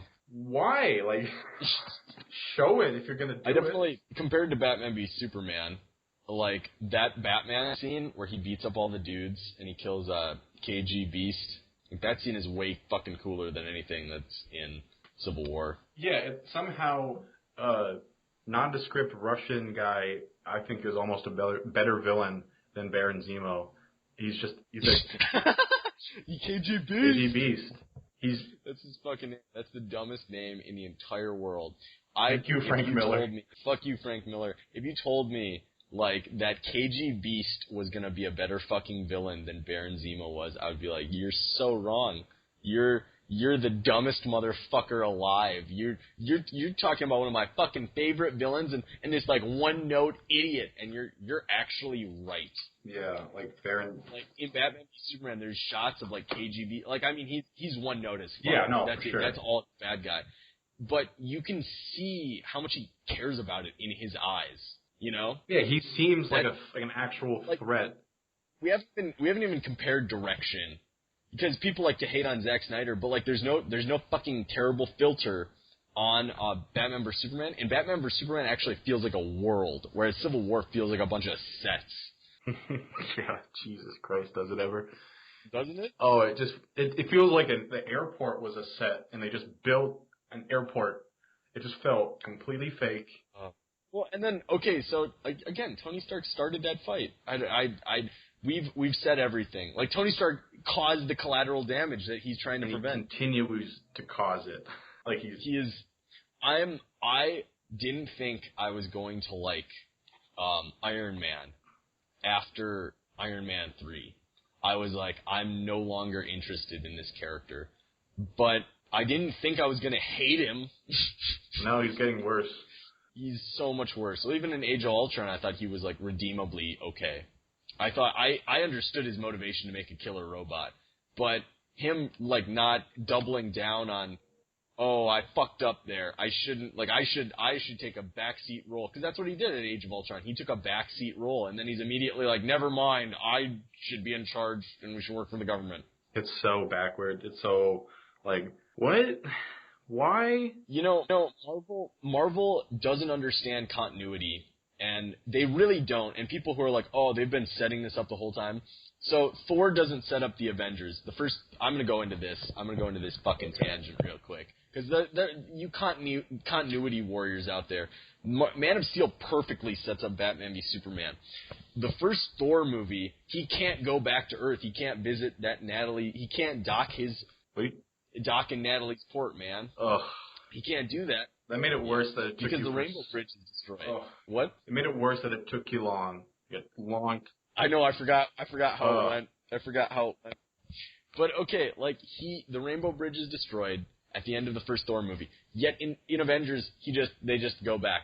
Like he just fucking. It makes sense that Loki comes back because like Thanos sent him, but Thor is just able. There's no explanation. He's just like, oh yeah, I guess we'll fix it, you know. Even though they made a big deal about it at the end of the first fucking Thor movie. The other thing that's in Thor 1 is the Infinity Gauntlet with all the gems in it. Which doesn't make any sense, because the Tesseract is one of the gems, I think. I don't know. Yeah, it was. I don't know. But yeah. It was, wasn't it? Okay, yes it is. It is one of the gems, and it's in the after credit scene of the movie. But the Infinity Gauntlet, you can see it with all the gems in the first Thor movie in the like Hall of Relics or whatever. I'm pretty sure the Tesseract is that the stone that's in Vision now? No, that was the one that was in Loki's scepter. Right, okay. Those, yeah. That I guess Thanos yeah, whatever. So then there's all that. Iron Man 3 to Age of Ultron doesn't make sense. Obviously, they didn't, like, there's a famous Joss Whedon quote where he saw Iron Man 3 and he said, well, now what am I going to do? And I took this as like, oh, Iron Man 3 is really good. No, he was like actually saying, what am I going to do? It's like this fuck. Yeah, because Iron Man gets the fucking thing out of his chest and, like, destroys all of his suits. And then they just, he built more. Oh, yeah, he has the money, Alec. Of course he can build more. I was wondering about that. Like, how much money does Tony Stark actually have? Unlimited, because he can fund an entire MIT for all their projects. Full stop. Well, okay, let's say that, but like, okay, like, is his company still profitable after he stopped making weapons like 8 years ago? And then, like, there's my first thing is like, are they still profitable? He invested. I think he says they are. But I doubt they're as profitable. B, he still needs all the money to make all those Iron Man suits. C, he just funds all those MIT fucking kids. Like, he makes so many Iron Man suits. One Iron Man suit probably costs like $10 billion. Then he just makes the Spider-Man suit randomly. That's super easy, apparently. Let's not even talk about that. Who's fucking fixing that airport? It's probably going to be him. That's going to be another, like, fucking couple $1 billion. Like, how much money do you have? And A, is that your company's money? Like, is that your money or is that your company's money, it's like, right? Alec, I don't know. It's like how there's no count of bullets unless it's, you know, for the story. And right now it doesn't matter. He has unlimited money because I just am like, I'm nitpick. This is like the smallest of nitpicks, but it's weird. like, seriously, like, he has enough money to keep doing what he's been doing. Even the Dark Knight really responds to that. How they're like saying they're like, hey, can you move some stuff over so I can actually have this like they think about it that like it would be weird. Like someone thought about that Jonathan Nolan thought about that. But apparently his whole company is fine with him just masquerading and going around fighting shit. Yeah, I guess so. Or he just has like $1 trillion, and that's. I feel like that would I feel like that would still. I feel like his stock would drop hard after Ultron. Especially after that, yeah. But like, who rebuilt the entire city after Avengers? Like, Oh yeah. who did that?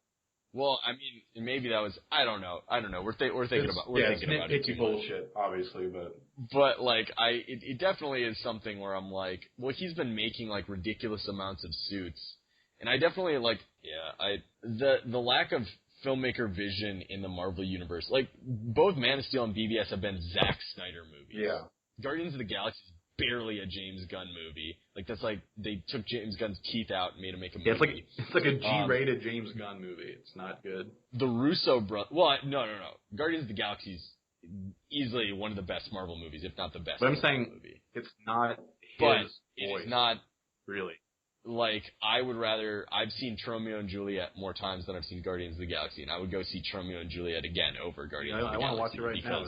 Before Guardians, it doesn't sound appealing to watch Guardians right now. Yeah, you want to watch the dad with his like fucking evil monster penis. Oh God, and maybe I was wrong. he has to go rape.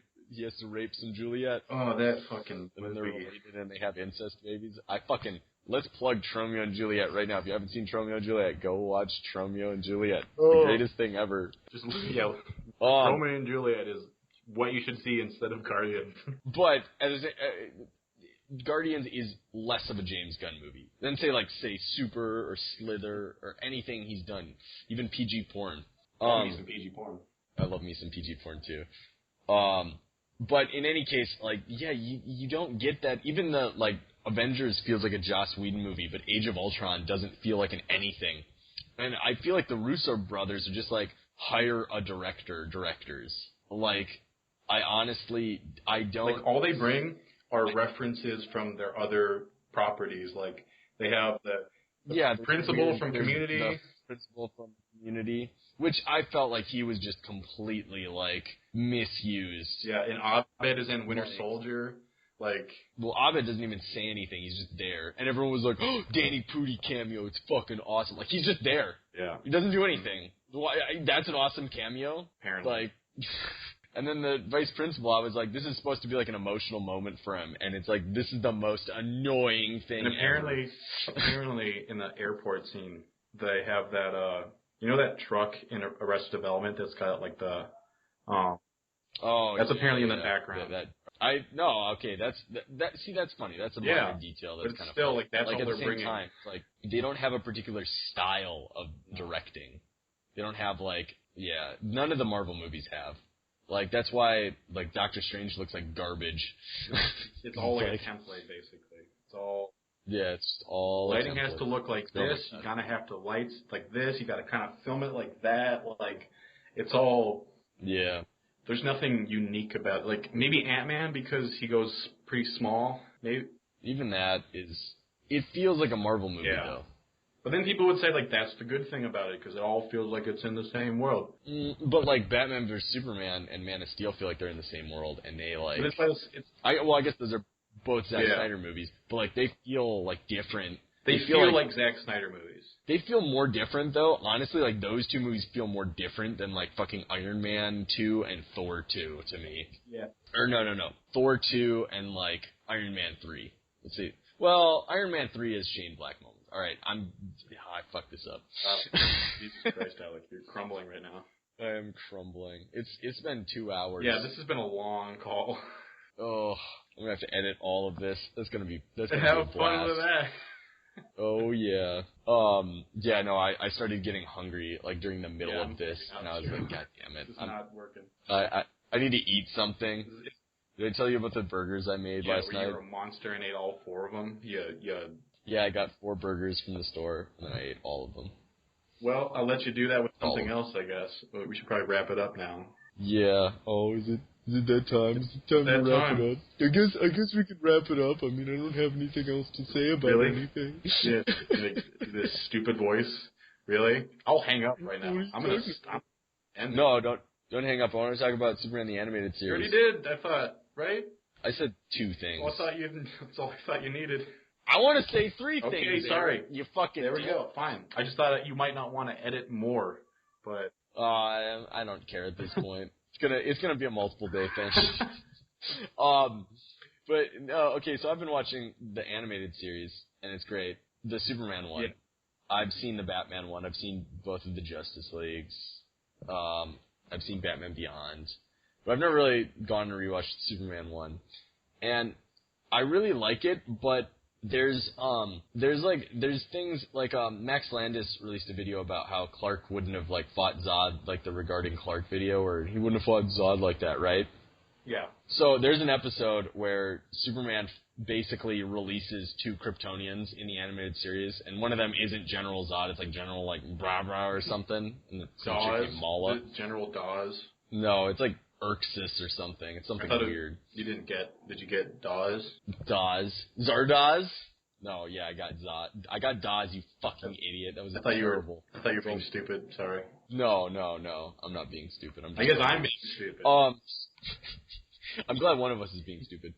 Anyway, so there's like an episode where he releases both Mala and General whatever his fucking name is, and they fuck up Metropolis, and he's like, oh shit, and like it takes like the whole episode with him and Dr. Emil, whatever, to get him back into the Phantom Zone. And then there's an episode later on where he runs into them and they've like taken over like this other alien planet. Like they got out of the Phantom Zone somehow. They've taken over this other alien planet. And this chick is basically like, he's like, I'm not going to do anything. And this chick is like, you need to save us. And he's like, the battle between us would be too, like, damaging. And I was like, oh my god. Well, Superman the Animated Series is great.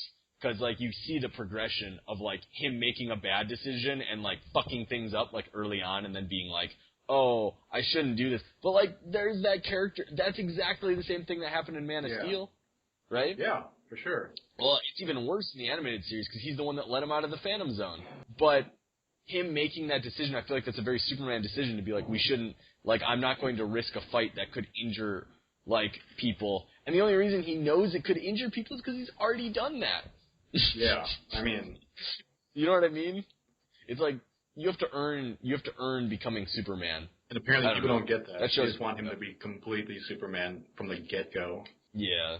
I like me some Superman, though. And I think on the next podcast, maybe we can do some drunk pitches. Some drunk pitches? That's what I'll call it. Drunk pitches. Where I'll get a little buzz and I'll pitch a movie about Superman, maybe. I'm not sure. You've heard many of my pitches. Oh boy, have I. Oh boy. How would you describe them in like 3 words? Yeah. Clunky, unfunny, pointless. No. Why would anyone want to listen to that then? You fucking asshole. Something for people to Okay, sorry. Oh, you're a dick. Fuck you. Okay. Oversized. In a good way. All right. Fuck you. Fuck this. Fuck Mountain. Boys. Boys. Sorry. I got it. I don't know where that came from. Yeah, it came from within. The fuck boy always comes from within. That's all right, so I talked to... That's where we're gonna stop. That's where we're gonna stop. Great.